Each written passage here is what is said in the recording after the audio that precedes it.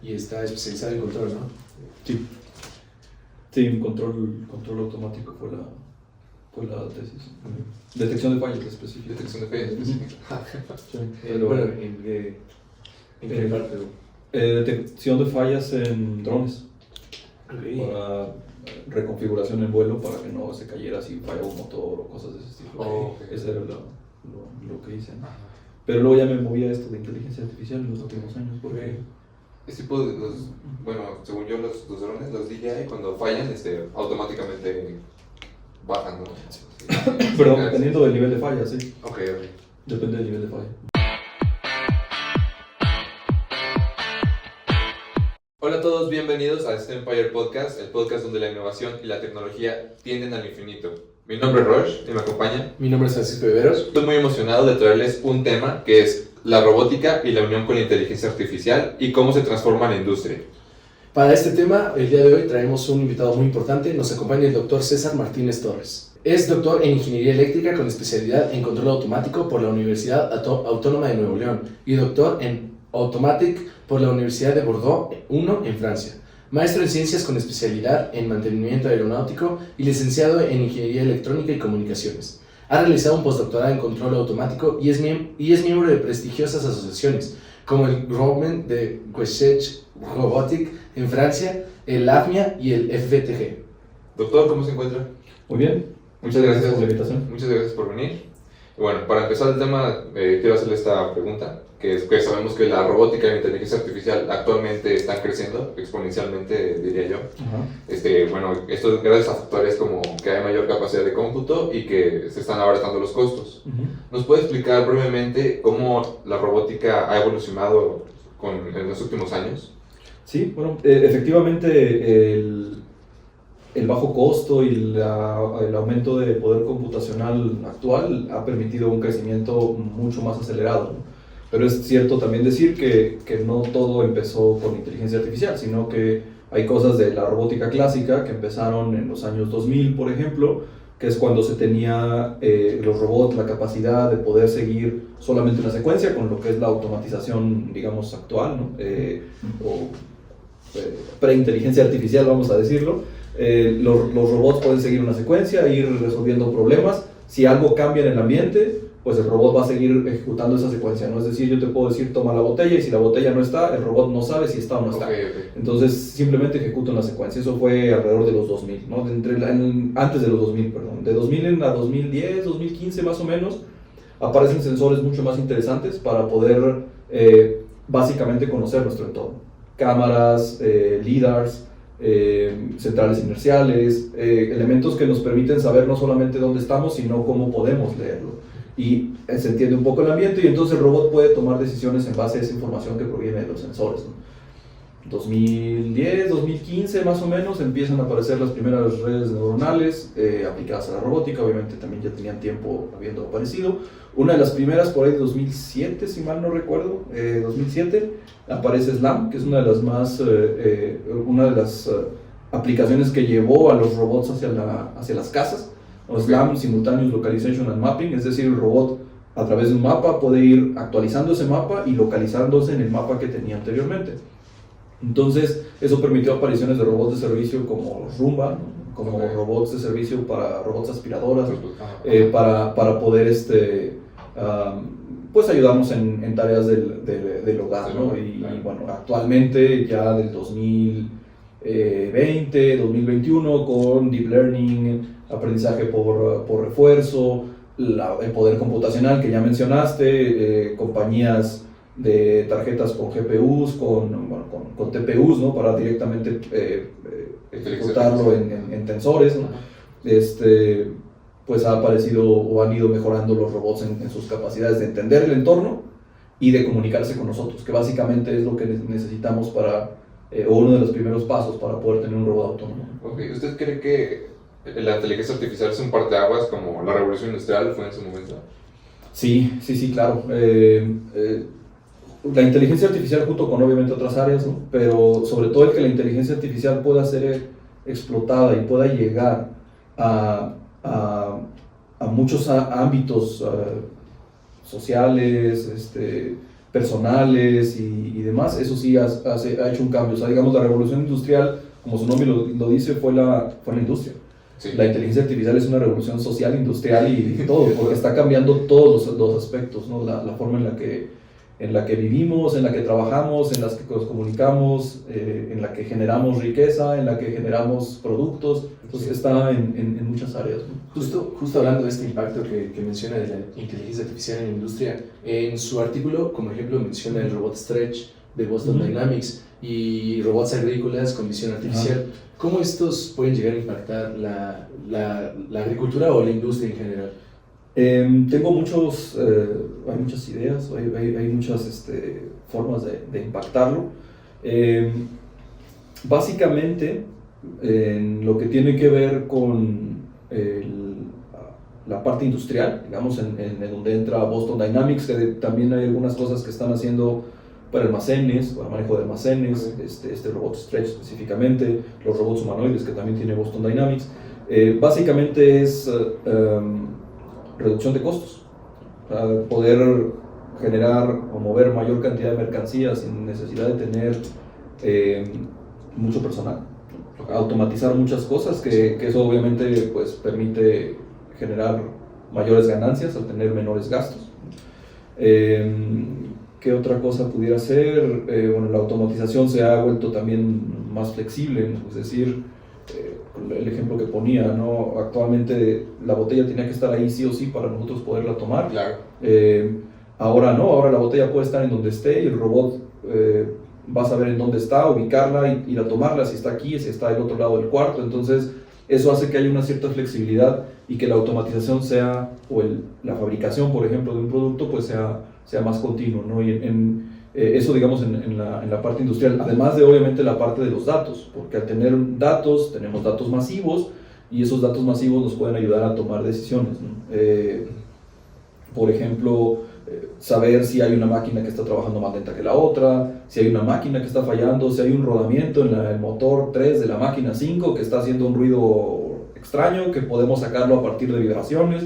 Entonces toda esa información pues la podemos meter a un sistema de análisis de datos y a partir de ahí pues entonces tener esa capacidad de tomar decisiones, ¿no? Y en lo que tiene que ver con la agricultura, pues es, creo yo, uno de los lugares en donde es más importante tener robots autónomos, sobre todo pensando en que poca gente se dedica al campo, ¿no? Ya hay muy poca gente en el campo, no es un problema de México, es un problema mundial ya, en el que no hay tanta gente cosechando, no hay tanta gente pues, haciendo la siembra y demás. Entonces es ahí donde los robots autónomos pueden tomar la decisión, porque a través de inteligencia artificial y a través de los datos pueden saber si hay una maleza. Si por ejemplo hay una hierba mala, si hay plaga, si hay una planta que le falta agua, si hay una planta que le sobra agua, o sea, todas esas decisiones las pueden tomar en base a diferentes sensores, ¿no? Y la agricultura es uno de los lugares que más han metido tecnología, no tanto en la siembra como en la cosecha. Eso está muy interesante porque igual antes, pues igual, el robot regaba igual a todas las plantas. Ahora ya dice, bueno, esto le falta más agua, esta tiene maleza y ya toma decisiones en base a los datos, ¿no? Sí, hay muchos proyectos de este tipo de robótica, sobre todo en la Unión Europea, en Francia específicamente, hay muchos robots. El vino es finalmente una parte de la industria importante en Francia, entonces muchos robots están yendo a la campiña a tomar eso y ver si hay alguna enfermedad o si hay algo que pueda llegar a afectar la cosecha de la uva. ¿Cómo son estos robots? ¿Qué tipo de sensores? ¿Cómo son físicamente? Físicamente son robots móviles, todos son, digamos, llantas todoterreno, muchos tienen brazos robóticos montados sobre ellos, sensores que tienen normalmente LIDAR o LiDARs, dependiendo de si es Estados Unidos o Inglaterra. ¿Qué otros tipos de sensores se tienen? Sensores de presencia, obviamente comunicación, cámaras monoculares, cámaras estéreo, cámaras RGBD, cámaras en general, y bueno, obviamente pues algoritmos de inteligencia con el objetivo de ir tomando decisiones, ¿no? De diferenciar entre una planta de uva y una planta maleza, ¿no? Muchas gracias. Bueno, también estaba viendo, por ejemplo, de Tesla, la inteligencia artificial que tienen en los carros autónomos, toman decisiones pues éticas, ¿no? A final de cuentas, por ejemplo, si se atraviesa un niño, pues el carro tiene que tomar la decisión de estrellarse y dañar al usuario que está dentro del carro, o en todo caso intentar esquivar al niño pero con probabilidad de, pues no sé, de hacerle un daño. ¿Usted cómo cree que podamos plantear estas connotaciones éticas, estas decisiones que los robots autónomos van a tener que tomar en un cierto punto?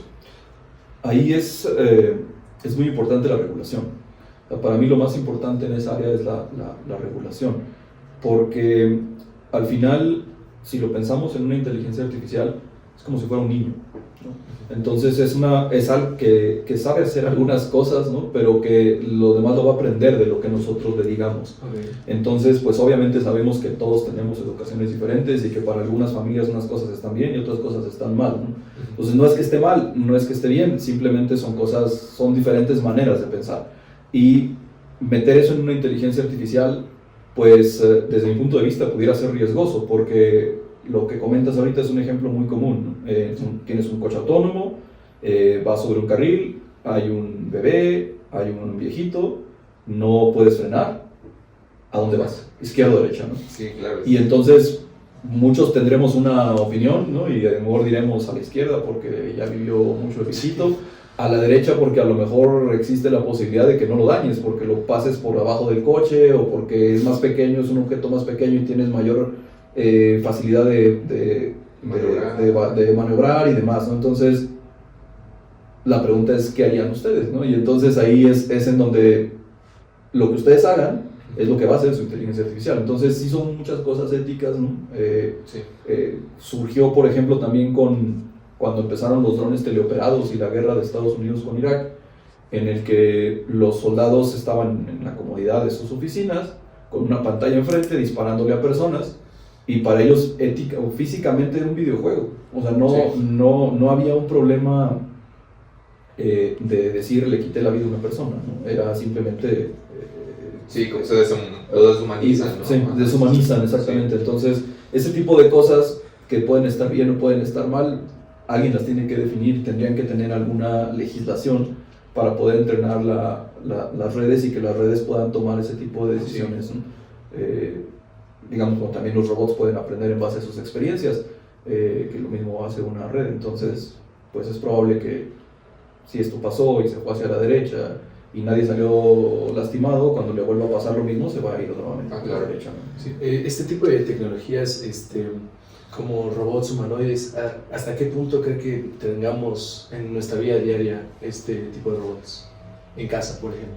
Pues la tendencia es cada vez más a la investigación y el desarrollo de robots humanoides. Desde mi punto de vista, por ejemplo, para la industria yo no creo que aporten gran cosa, desde mi punto de vista.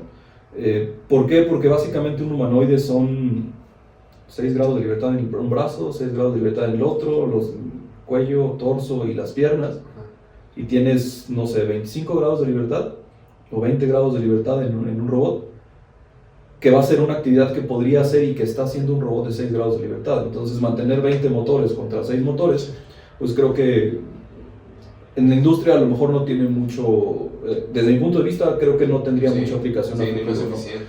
No sería tan eficiente exactamente. Y entonces, en el ambiente digamos del hogar, ahí sí es muy diferente, ¿no? Porque justamente nosotros estamos acostumbrados a hablar con personas. Y si tú te pones a platicar, como ya lo hicimos en la pandemia, con una pantalla, se siente impersonal. Y necesitamos un objeto de nuestra forma para poder platicar con él, o de la forma de un perro, o de la forma de algo físico que podamos comunicarnos con él y que nos pueda responder. Entonces yo creo que ahí es en donde sí se puede tener una explosión. Ahora, ¿qué va a suceder en los próximos años? No sé, 5 o 10 años yo creo que vamos a empezar a tener ya robots humanoides un poco más, no exactamente en la casa, y no, yo creo que para eso todavía han de faltar como unos 20 años o más, porque pues al final, si han visto los robots humanoides, aunque dicen que son muy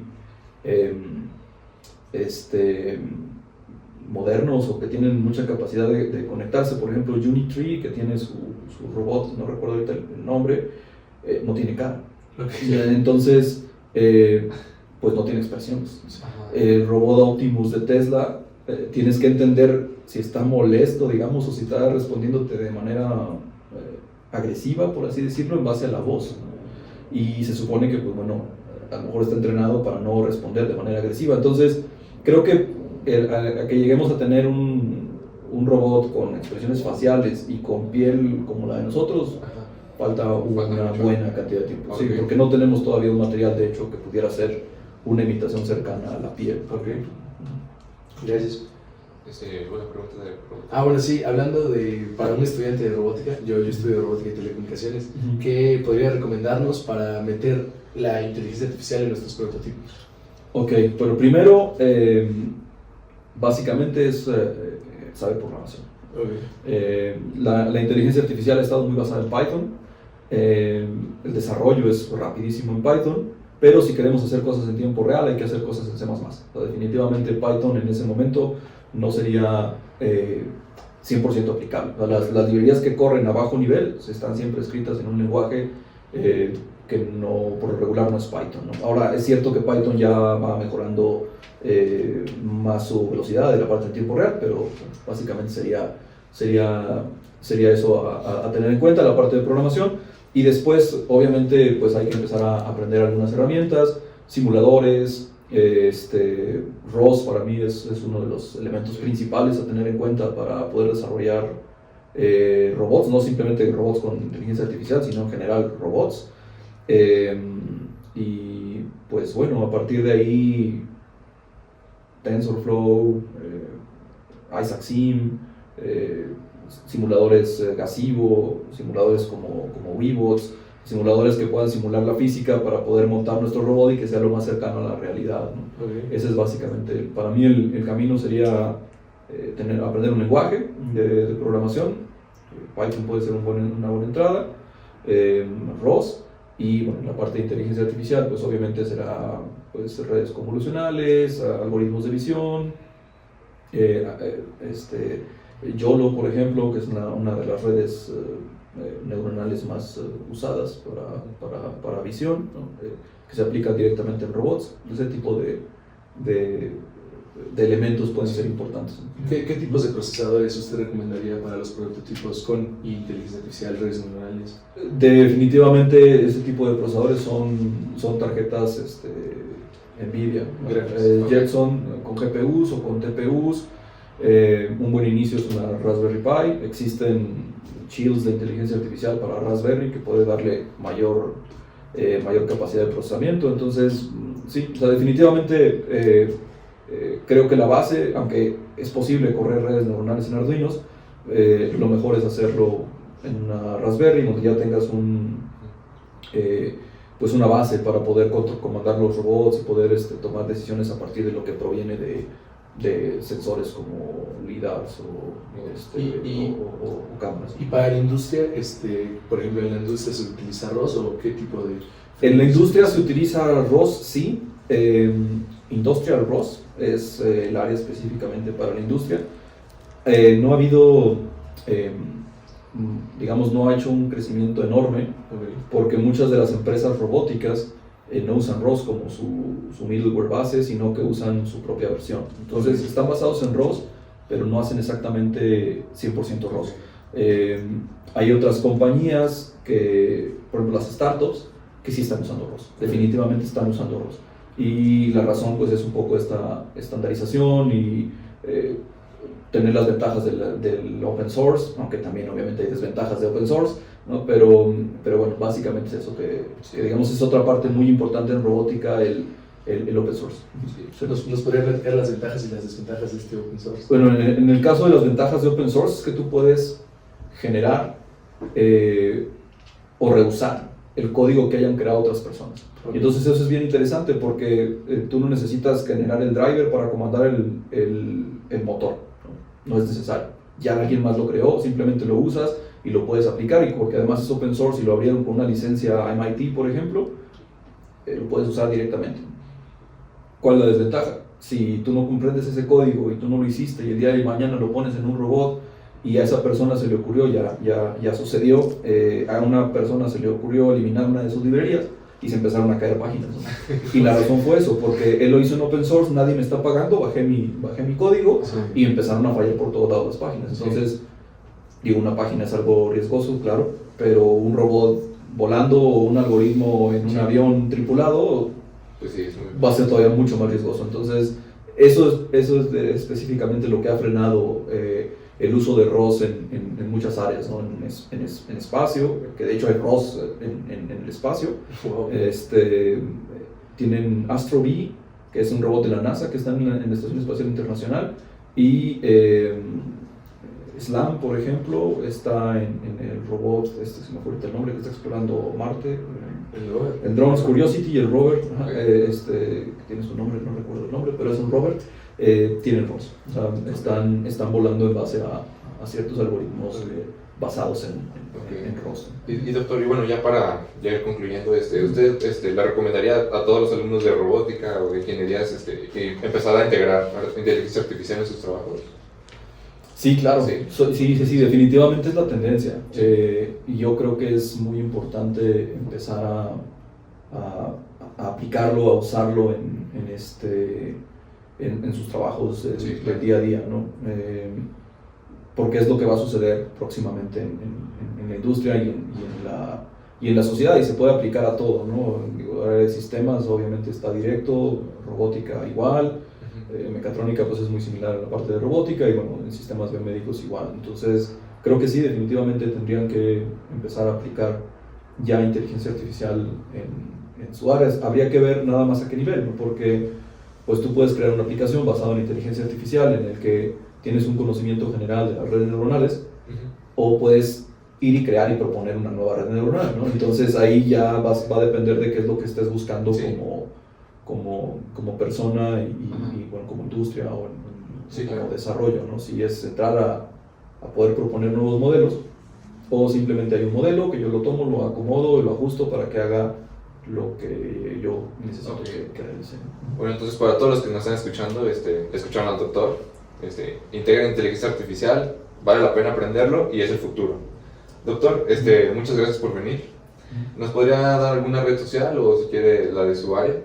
Sí, bueno, en mi red social, en ResearchGate, pueden encontrar los artículos que se han publicado, los proyectos que están activos, y como un comercial, en un par de semanas, 3 semanas al máximo, mi equipo de estudiantes y yo, como parte del laboratorio de robótica, vamos a publicar una página en la que tendremos tutoriales sobre ROS, tutoriales sobre inteligencia artificial, proyectos que ya se hayan realizado para que, digamos, puedan seguirlos paso a paso y los puedan resolver con elementos que tenemos aquí mismo dentro de la universidad o con elementos que se puedan usar. No está pensado solamente para gente de la universidad, sino también para gente que esté fuera de nuestra universidad. Podrán encontrar esa página en la descripción del video. Y bueno, muchas gracias, doctor. Muchas gracias. Recuerden seguir a STEMpire en YouTube, Facebook y Spotify. Nos pueden encontrar como @STEMpire y STEM-UDLab en Instagram.